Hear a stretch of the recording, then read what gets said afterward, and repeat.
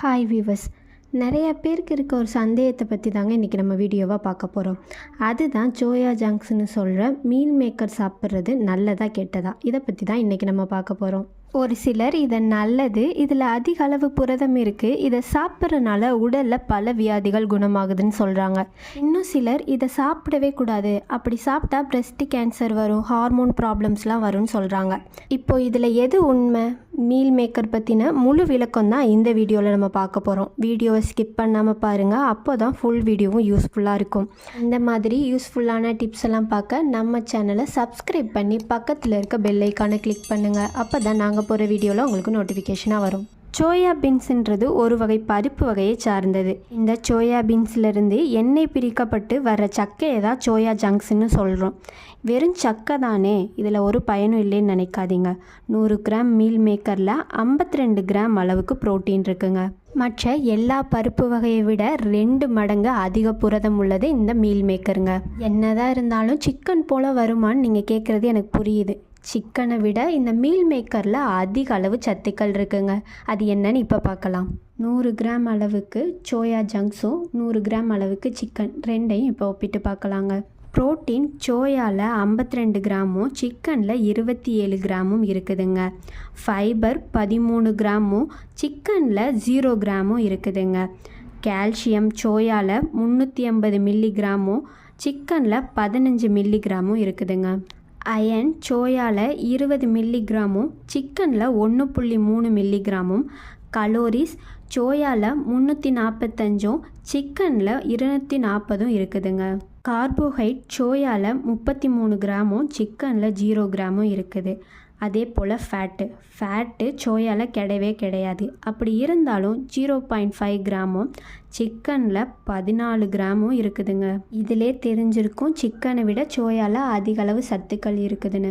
அதனால தான் இந்த சோயா ஜங்க்ஸை வெஜிடேரியன் சிக்கன்னு சொல்கிறாங்க. முன்னாடியெல்லாம் இந்த சோயாவோட மருத்துவ நன்மைகள் தெரியாமல் அதை அதிகமாக பயன்படுத்த மாட்டாங்க. ஆனால் இதில் இப்போ அதிக அளவு நன்மைகள் நிறைஞ்சிருக்கனால மக்களுக்கு இதை கொண்டு சேர்க்கணுங்கிறதுக்காக சோயா மில்க், சோயா மாவு போன்று டிஃப்ரெண்ட் டைப்ஸில் இதை பயன்படுத்தி வர்றாங்க. இதோட உண்மையான பேர் மீல் மேக்கர் கிடையாதுங்க. அமெரிக்காவிலேருந்து இதோட நன்மைகள் தெரிஞ்ச ஒருத்தவர் இதை நம்ம மக்களுக்கு சேர்க்கணுங்கிறதுக்காக மீல் மேக்கர்னு ஒரு கம்பெனியை ஆரம்பித்து இந்த சோயா பீன்ஸ்லேருந்து எண்ணெய்கள் பிரிக்கப்பட்ட சக்கையை உருண்டைகளாக உருட்டி விற்பனை செஞ்சாங்க. அதுலேருந்து இது மீல் மேக்கர்ன்ற பெயர் வந்துச்சுங்க.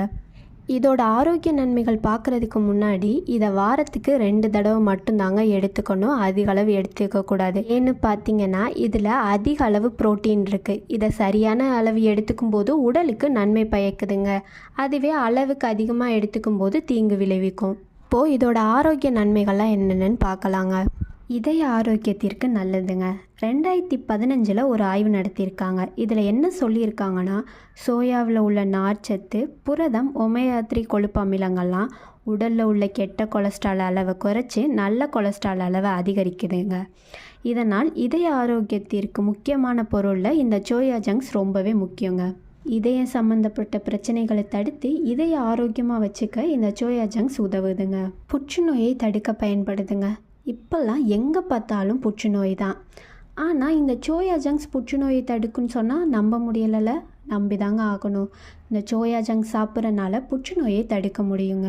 சோயா ஜங்க்ஸில் உள்ள எண்ணற்ற சத்துக்கள் மற்றும் ஃபைட்டோ ஈஸ்ட்ரோஜன் என்னும் பொருள் இருக்குதுங்க. இது புற்றுநோயை தடுக்க ரொம்பவே உதவுது. குறிப்பாக மார்பக புற்றுநோய், நுரையீரல் புற்றுநோய் போன்ற ஹார்மோன் சார்ந்த புற்றுநோய்களை தடுக்க இந்த சோயா ஜங்க்ஸ் பரிந்துரைக்கப்படுதுங்க. இதை வாரத்துக்கு 2 தடவை மட்டும் எடுத்துக்கிறனால புற்றுநோய் அபாயத்தை குறைக்க முடியுங்க.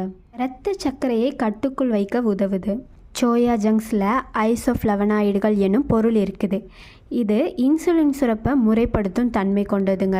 டயபெட்டிக் பேஷண்ட்டு வாரத்துக்கு 2 இல்லைனா 3 முறை இந்த சோயா ஜங்க்ஸை எடுத்துக்கும் போது இரத்த சர்க்கரை அளவை கட்டுப்படுத்த முடியுங்க. உடல் எடையை குறைக்கவும் உடல் எடையை அதிகரிக்க 2க்குமே இந்த சோயா ஜங்க்ஸ் பயன்படுதுங்க. எப்படின்னு தானே கேட்குறீங்க. ஃபஸ்ட்டு உடல் எடையை குறைக்க. இதில் அதிக அளவு நார்ச்சத்து இருக்குதுங்க. இது அடிக்கடி பசி ஏற்படாமல் தடுத்து அதிக சாப்பிட வேண்டும் என்ற எண்ணத்தை இது குறைக்குதுங்க. இதனால் உடல் எடையை குறைக்க முடியும். அது மட்டும் இல்லாமல் நம்ம உடல் உறுப்புகளை சுற்றி உள்ள கொழுப்புகளை கரைக்கவும் இந்த சோயா ஜங்க்ஸ் உதவுதுங்க. இதனால் எளிதில் உடல் எடையை குறைக்க முடியுங்க.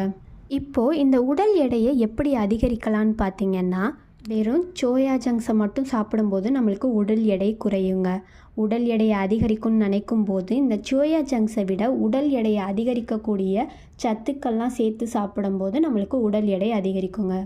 இப்படி ரெண்டுத்துக்குமே இது நம்மளுக்கு உதவுதுங்க.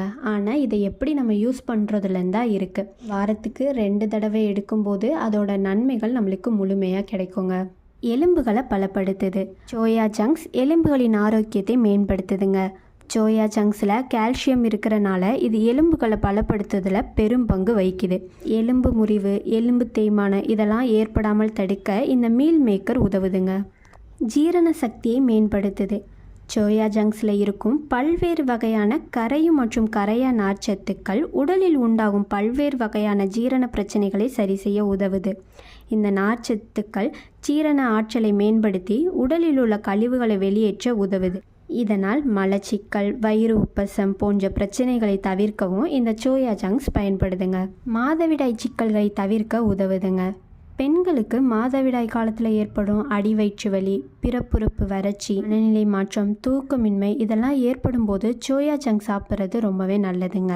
இப்படி சாப்பிடும்போது அதில் உள்ள சத்துக்கள்லாம் நம்ம ஹார்மோன் பேலன்ஸ் பண்ணி மாதவிடாய் சிக்கல்களை தவிர்க்க உதவுதுங்க. பெண்களுக்கு தான் நல்லது, இது ஆண்களுக்கு தான் நல்லதுன்னு கிடையாதுங்க. பெண்களாக இருந்தாலும் சரி, ஆண்களாக இருந்தாலும் சரி, இதை சரியான அளவு எடுத்துக்கும் போது இது உடலுக்கு நன்மை தாங்க பயக்கும்.